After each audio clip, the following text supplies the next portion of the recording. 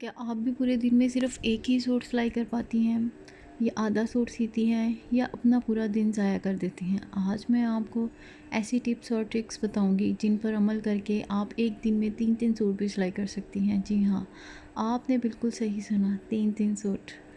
बिस्मिल्लाहिर्रहमानिर्रहीम, अस्सलाम वालेकुम, welcome back my channel rubies stitching. आज मैं सिलाई कर रही हूँ 2 बच्चों के ड्रेसेस।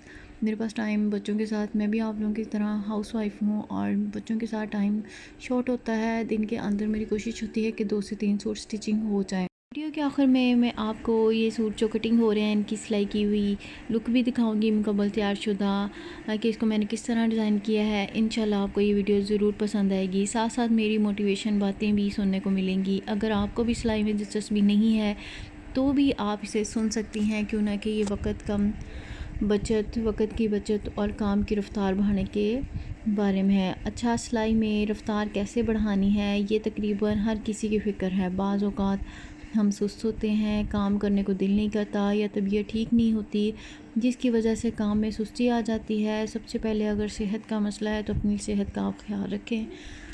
आपकी जब तक सेहत नहीं होगी, आप सुस्ती और काहली का शिकार होंगी, तब तक आप काम नहीं कर सकती।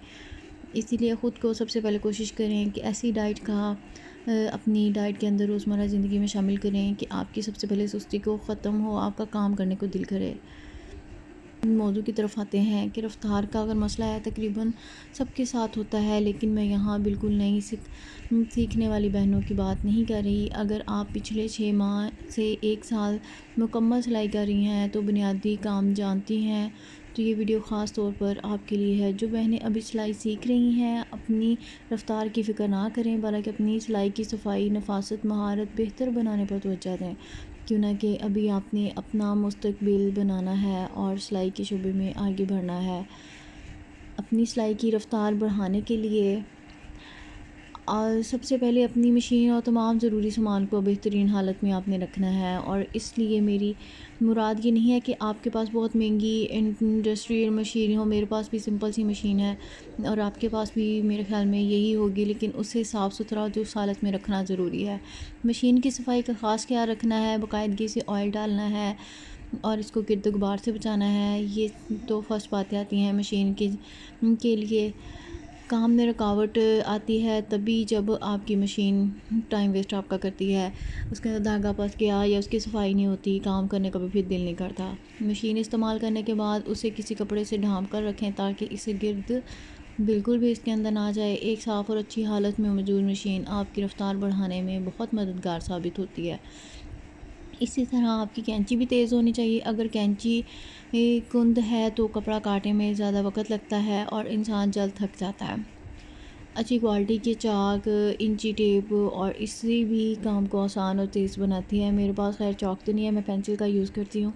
आप लोग भी चाक की जगह पेंसिल का यूज़ कर सकते हैं। बाज़ औक़ात चाक जब लेके आती हूँ तो मेरे बच्चे उसको ये नहीं फेंक देते हैं, उसको वेस्ट कर देते हैं, इसलिए मैं लेके नहीं आती, तो पेंसिल का ही यूज़ करके अपनी स्टिचिंग को ये नहीं आगे बढ़ाती हूँ।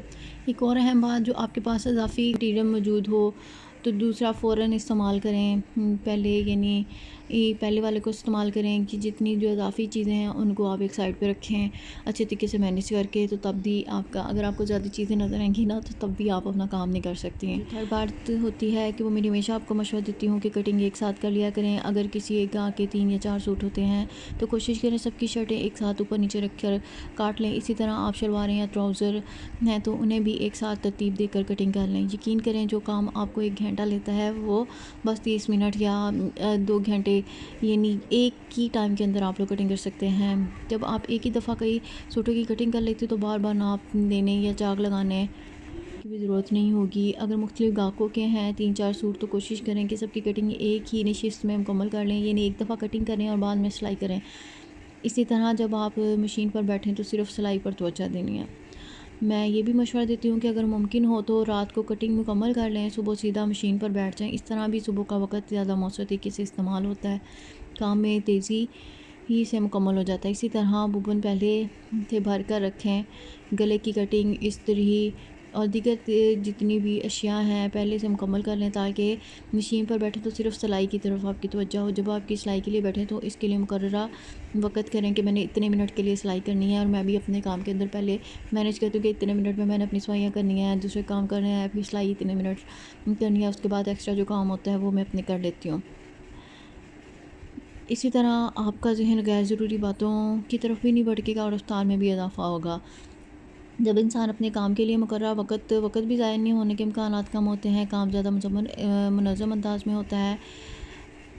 नेक्स्ट मैं आपको ये बताना चाहती हूँ कि कोशिश करें कि मशीन के वो हाथ से चलाने के बजाय मोटर के साथ इस्तेमाल करें। अगर आपके पास मोटर वाली मशीन नहीं है तो अच्छी क्वालिटी की मोटर लगवा लें। सस्ती और नाकस मोटर बार बार मसला करती है, आपका वक़्त भी ज़ाया करती है। एक बार अच्छी चीज़ ख़रीद लें ताकि बार बार परेशानी नहीं हो आपको। कई लोगों के पास मोटर या मशीन के इतने ज़्यादा पैसे नहीं होते जो कि मोटर वाली मशीन नहीं ख़रीद सकते। आप हाथ वाली मशीन से अगर काम कर रही हैं तो उसको बस तेल दे के देखें, जो हत्थी होती है उसकी ऐसे पुरते जहाँ से वो उनकी स्पीड काफ़ी तेज़ हो जाए।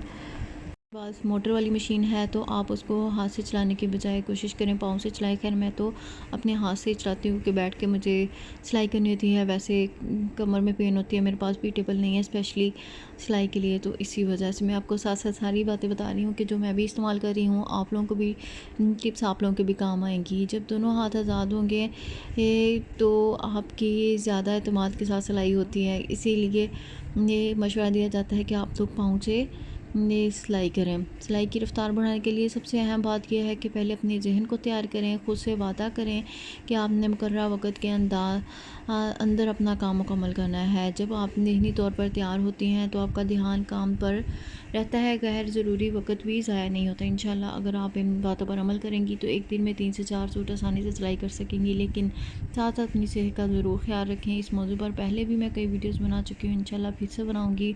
घर के काम, सिलाई, वक़्त को एक साथ कैसे मैनेज किया जा सकता है। आखिर में मुझे ज़रूर आपने बताना है कि आपको ये वीडियो कैसी लगी है, पसंद आई है कि नहीं, और इसके अलावा मेरी बातें आपको पसंद आई कि नहीं। और इसी तरह मैंने अपने स्टिचिंग भी तकरीबन कंप्लीट कर ली है और आप लोग देख भी सकते हैं। इसके लिए मैं स्पेशली भी वीडियोस इनको अपलोड करूँगी सेटिंग करके, ताकि आप लोगों को आसानी हो कटिंग करने में। सिलाई के तकरीबन मुझे 20 साल हो गए हैं कि मैंने अपनी छोटी उम्र में ही सिलाई को स्टार्ट कर लिया था। मुझे शौक़ होता था छोटी छोटी गुड़िया के कपड़े बनाना और दूसरे कपड़े बनाना। फिर ऐसा ऐसा मैंने बड़ों के कपड़े सिलाई करना शुरू किए, फिर काफ़ी ज़्यादा शादी से पहले, फिर शादी के बाद मैंने अपनी स्टिचिंग को कैरी ऑन किया। फिर इंशाल्लाह आज तकरीबन मुझे 20 से 21 साल हो चुके हैं स्टिचिंग करते हुए। इसीलिए कटिंग करना मुझे बिल्कुल टफ़ नहीं लगता, क्योंकि हाथ के अंदर जब हुनर होता है, हम उसको जितना ज़्यादा इस्तेमाल करें वो उतना ही आपकी स्पीड बढ़ती है। मैं फ़ाइनल लुक इन शर्ट्स की दिखाऊंगी, क्योंकि मैंने आपको कहा था कि मैं आपको स्टिचिंग के बाद ज़रूर इन शर्ट्स की लुक दिखाऊंगी।